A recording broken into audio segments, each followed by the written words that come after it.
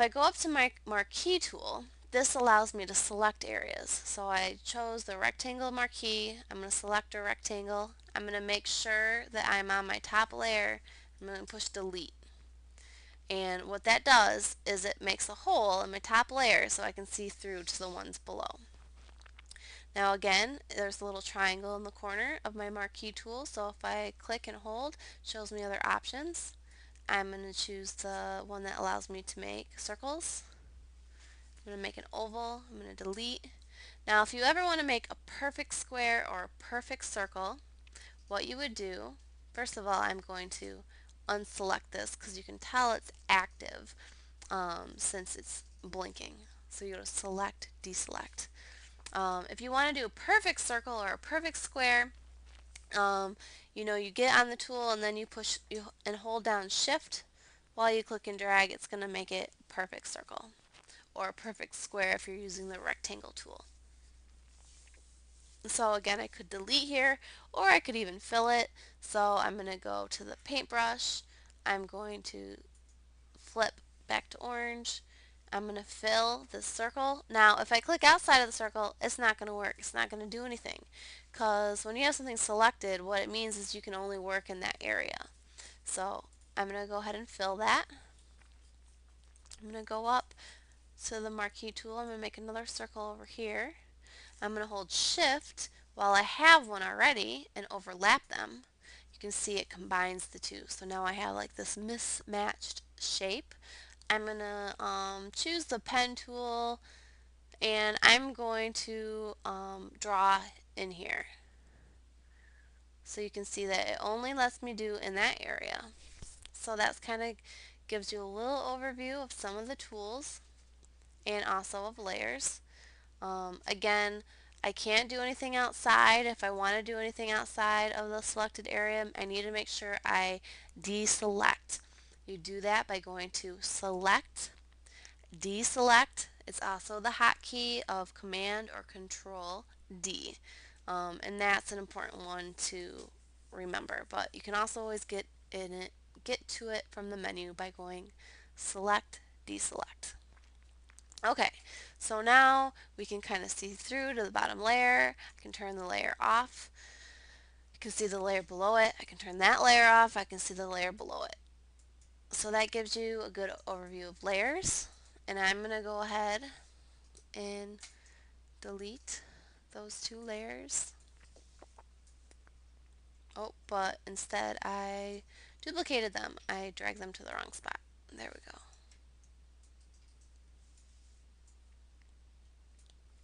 You can also do text. Make a new layer. Start writing text. Hello.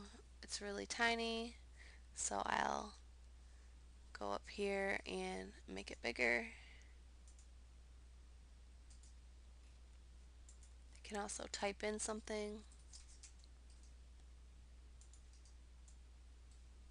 Hello, it says. Again, I can move this around. If I'm on a different layer though, it's moving the other layer. So make sure you know what layer you're on and what it's doing. I'm going to go ahead and undo that. Edit, undo. I'm going to go ahead and also delete our hello layer. Okay, so now that I'm done talking about layers and a few of the tools, let's get on to color. So I'm going to enhance the color of this image. Now, all the tools that I'm going to use are under image adjustments. To start, we're going to start with levels. I always like to adjust levels first. You can go in and this graph is showing you the basically color levels, the lights, the darks, and the midtones. On the right is a white triangle showing you the white level. The middle is a gray showing you the midtones, and the left is a black showing you the dark or black tones. So if I move the white arrow in towards the right, I mean left, in towards the left, you're going to see the whites get brighter. And if I move the black one into the right, you can see the darks get darker. If I adjust the midtones, they get darker or lighter depending on which way you go. So first I'm going to adjust the whites. I can make this a little brighter. Now what I want to be looking at specifically is look at your whitest areas. So look in here and here, specifically look in here. And you'll notice this is a little um, like, what do you call that? Not smooth, rigid. But that's also because we're viewing this picture at 20% and not 100%. At 100% it would be smoother. But anyway, you want to watch in here and in here where you have your whites to make sure they don't get too bright, that it doesn't look overexposed. So this, for example, too white, too bright, unnatural. So I'm going to bring it down, but I want to bring it up a little bit. I like to look at the pattern, and if you notice on either of the edges that the graph doesn't really start right away, then that's kind of a good indication that you could bring it into the point where it kind of starts. So I'll probably bring the white into about here, but I could even do slightly more. I'll just do it about there. Now let's play around with the darks. Now for the darks, look at your darkest area, or even like a shade in from your darkest area. So I'm going to look in here.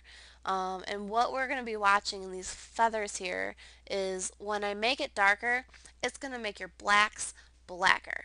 But we don't want it to become so dark that we lose lighted parts within the dark area, which would make us lose detail. So when you see I make it darker, we're losing the detail here in the feathers. Now, let me move this out of the way so you just see it a little bit better. We don't want to lose that detail. It's just a black blob. So what I'm going to do is not adjust that at all. I'm going to keep it where it is so we keep that detail. Can also adjust the midtones, and we'll adjust it just a smidge. Okay, and I'm going to go ahead and click OK. Now I'm going to play around with something else. So you also have auto levels, auto contrast, auto color. Those is going to be calculated for you. The computer is going to do a best guess, or Photoshop will do a best guess for you. I like to control things by hand. It just gives you more flexibility and control over your photo so that you can get the look that you really want the most. I'm going to go into curves. And curves is something that a lot of people like to work with.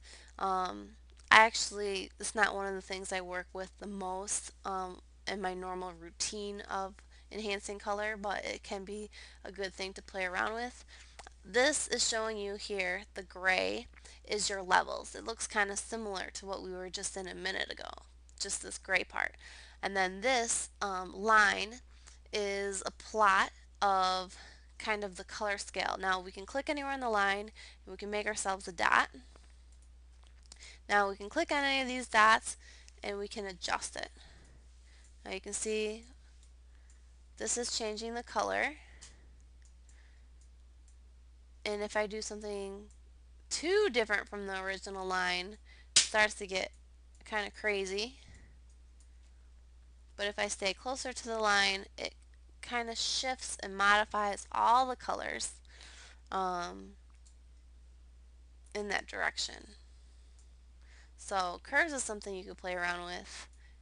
You can see it's kind of enhancing the color there. And again, this preview on the side, you can toggle on and off to compare your original with what you're working with now. You can also get kind of crazy with your curves if you want to make like a really funky effect. But I don't really want to do that because the purpose that I normally have for enhancing color, modifying color, is just to make the picture have the best quality color brightness as possible. So I'm not trying to do some crazy effect right now. So I'm just going to click cancel.